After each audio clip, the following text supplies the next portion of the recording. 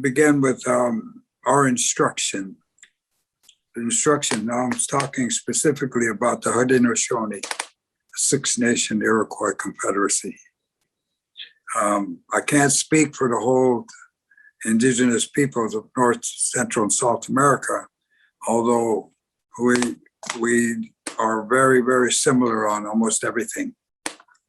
So specifically, I'm speaking on behalf of the Haudenosaunee, more commonly known as the Six Nation Iroquois Confederacy.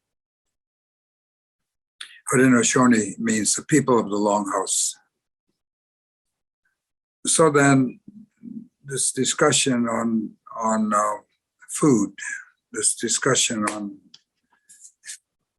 life-sustaining elements that we are absolutely dependent upon has been recognized by us for many, many years. And we have taken our relationship on understanding to a relationship that we have we personified a lot of the natural world elements to instruct our people more closely. So the term Mother Earth,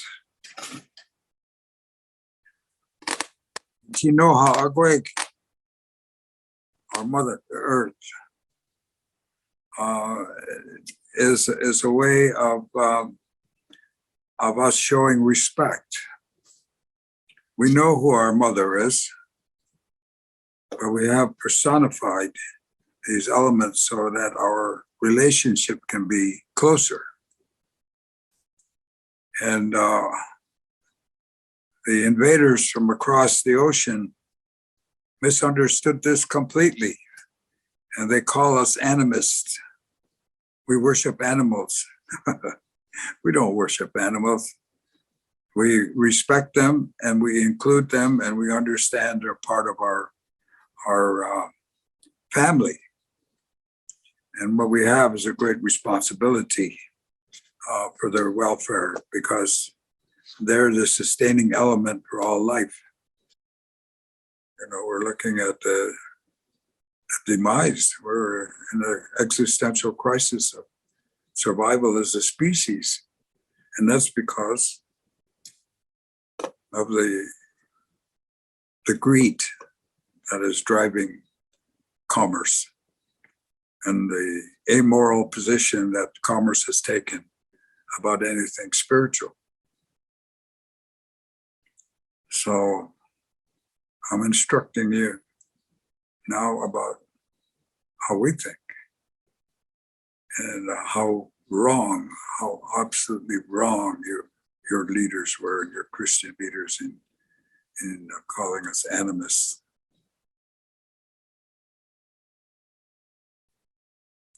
So understanding that and understanding that the human beings are a species, like the whales are a species, and the krill of the sea are a species, and all life. Well, human beings are also a species. But we've been given, as I said before, the responsibility of intellect and the foreknowledge of death. Huge, huge responsibility. And we're in a situation today that is extremely dangerous for our future generations. And in that regard, when we were being instructed by the great peacemaker, he said to us very directly, when you sit and you counsel for the welfare of the people, think not of yourself, nor of your family, nor even your generation. He said, make your decisions upon those generations coming so that they may have and enjoy what you have today. That's a serious instruction. Unto 7 generations. And he's talking about the 80-year generations, not the shortcut that you've made a 20-year generation. That's not a generation. That's a shortcut. And it's caused a problem. It's cost you your system a problem, not engaging the full length and full strength of anything.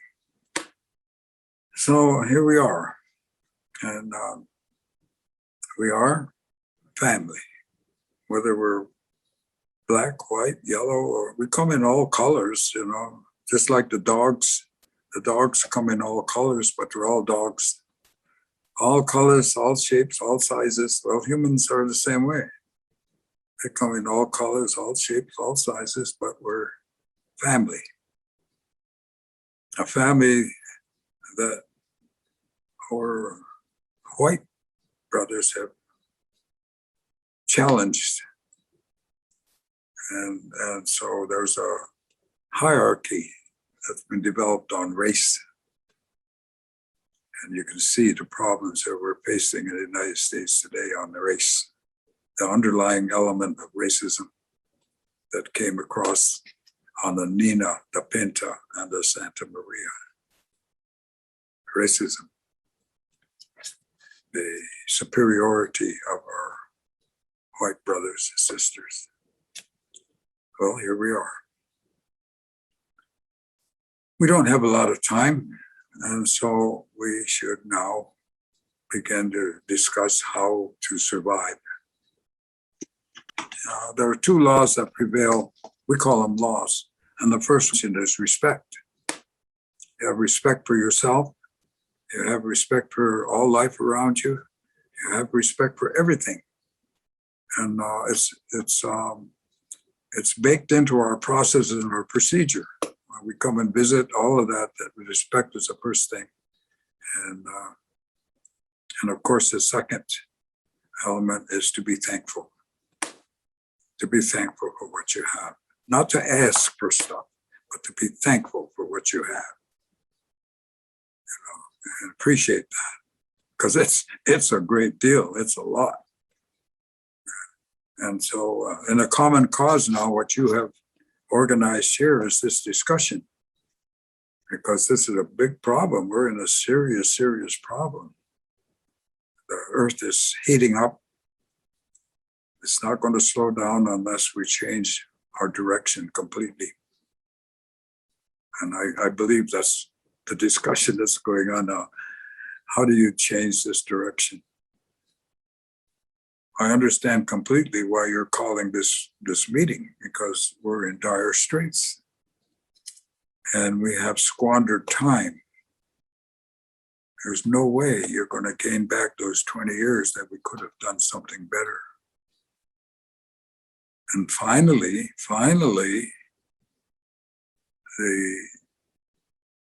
the scientists who knew about this finally make the statement that we're in a term they call global warming, which is a soft term. Actually, we're in an existential crisis. It's not warming, it's heat. It's gaining, it's compounding. So from my perspective, we're facing two compounds in this earth today that are very natural law. They're part of the natural law and very difficult to deal with. And, the first compound I'm talking about is the human population. I'm not a expert on anything, but I do a lot of observations. And when I was 20 years old, that was 1950. I was 20 years old. There were approximately 2.5 billion people in the whole world. And it took a long time to get to that number. Thousands of years that we finally the human reaches 2.5 billion. Well, here we are, 70 years later, and there's almost 8. 7.7 or 7.8 right now, I would say, and compounding, exploding, soon to be 8 billion. Now, that's a problem because the Earth's resources are finite. And of course, the adjudication of resources around the earth is not equally passed out. So in some places like the Far East, the Middle East, there's no water. They're fighting. It's amazing that they're fighting each other, killing each other, and yet no water. And what are you going to do? India. The temperature is going out of sight. India is not prepared. China. Billion people in one place. And their resource damaged. Here, where the Haudenosaunee is, which is our homeland, which is New York, upstate New York, and probably the Northeast, that's our homeland. We're probably in the best place there is to be because we're in this, what they call the Great Lakes, a source of fresh water that is nowhere else in the world like that. I understand that there's at least a quarter of the world's potable water in the Great Lakes. I mean, people are coming for it. People are coming for that water. They're going to need it. So what are we going to do? So here we are, and I'm glad you're calling the meeting because that brings the issues forward. And governance has a great deal to do with it. And now we have a pandemic, and our history, our Haudenosaunee history, involves prophecies as well. In 1799, one of our leaders who was an alcoholic and trying to gain back some respect and stop drinking, he was given a message by the four spiritual beings that told him about this time was coming. Well, that's 1799. The trees were still big here. The whole United States hadn't been devastated. They hadn't killed off all the buffaloes yet. They hadn't killed off all the passenger pigeons yet. They hadn't killed off all the native people yet. 1790, but they were moving in that direction. And at that time, 1799, we were instructed this was going to occur. So we know, and here it is. We were foretold. When I grew up, I was just, I grew up, I guess, a very fortunate kid, although we were poor. So by standards of the white people, we were poor. But we had a strong community. We were very rich in that. We had relationships. We had uncles and nephews and grandpas and grandmas, and everybody was responsible for everybody. And as a kid, I could run through any house, any on the reservation, and I would get patted on the head. Everybody would say, "Well, who's your folks? Who's your mother?" Right. First thing they asked us, "Who's your mother? Who's your father?" And the time to eat, wherever you were, sit down and eat. That was a community. That's how we operated. Strong community. And that community extended into the natural world. It included the deers, it included the fish, it included everything that grows, the medicine. And in our prayers or our recognition every day, every morning, we go through that litany of giving thanks for all those elements. So here we are now, and this is a common cause for human survival. So how do we go forward? And that's a question that I don't have an answer to, except that we have to meet the challenge, and we're quite willing to do that. I mean, our leadership is looking for allies, always have been looking for allies, actually. And so here we are. And I'm glad you give me the opportunity to say what I can say, because I think it gives a perspective that people haven't been looking at. So that's where we are.